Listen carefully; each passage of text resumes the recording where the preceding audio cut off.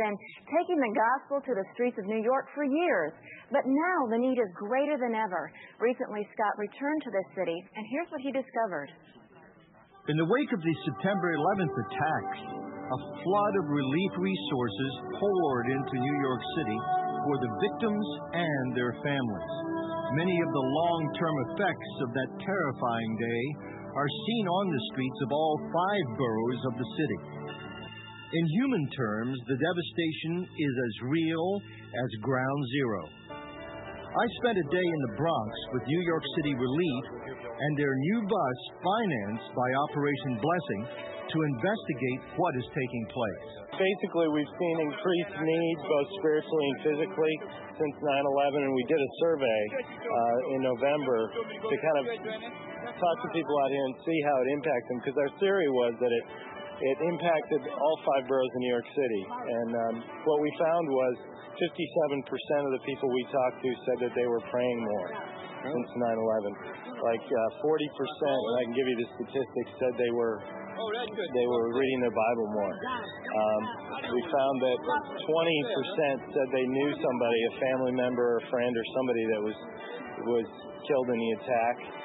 27% indicated that they lost employment as a result of 9/11. And we're not talking about bond traders and stockbrokers only. We're talking about service workers, hot dog vendors, cleaning people, the service industry that was working in that area. And they live in the Bronx, and they live in Harlem and Brooklyn. And so we definitely see that the impact has been spread across the boroughs. And we believe it's going to be a long-term process of bringing relief and recovery to the city and bringing hope. And we're here for the long haul. And OB's helps us get this extra bus out here to deal with the increased need. Operation Blessing and New York City Relief have a long-term relationship that goes back about 11 years. They have had a healing presence in this city well before the events of 9/11. So you can take Martha, because Martha can translate it. Okay, so I tell him to wait. Recently, Operation Blessing has helped New York City Relief double their efforts. With the addition of this bus, Jim Esposito, Operation Blessing Director in New York City, explains. They'll come to the bus and they'll receive food and referrals to agencies that can help them find job placement, find advocacy groups that will work with them in getting some of their life needs met. As well, there's prayer and spiritual counsel being offered right on the bus as well. A lot more people are becoming religious now. Yeah?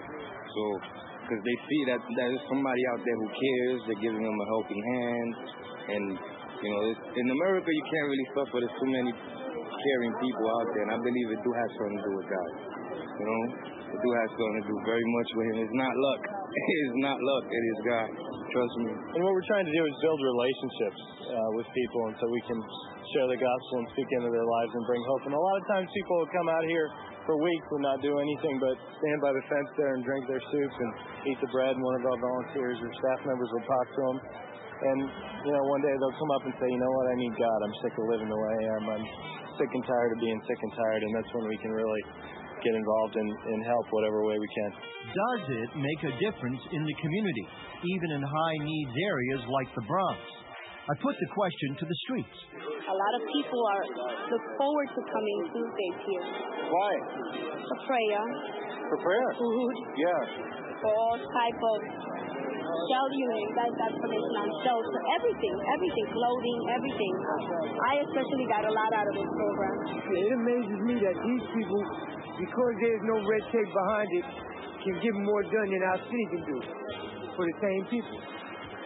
It's amazing to me that these people come out here and feed all these people without any problem, any trouble, get these people prayer, get these people understanding, get these people a better way to look at the day. Like in my everyday life, I walk this area, I don't know if I'm going to make it from here to the corner without something happening to me, because this is a very, very bad neighborhood. You know statistics in this neighborhood. In this neighborhood, and it surprises me how they say that the white man doesn't help.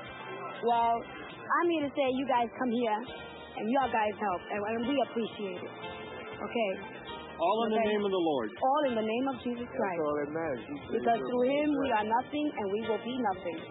I'm reborn, and I got it through here. I got it through a sister here that helped me. He just lost his wife You know, so there's a lot of grief in this area, a lot of grief. So this helps, and I just want to say thank you. I'm Scott Ross, reporting from the Bronx in New York City. I love it. If you're a member of the 700 Club, you've helped to make it possible to have that bus there, that bus stop, who is meeting people's tangible needs as well as spiritual needs, bringing the message of Jesus Christ to the hurting and the lost and sometimes forgotten.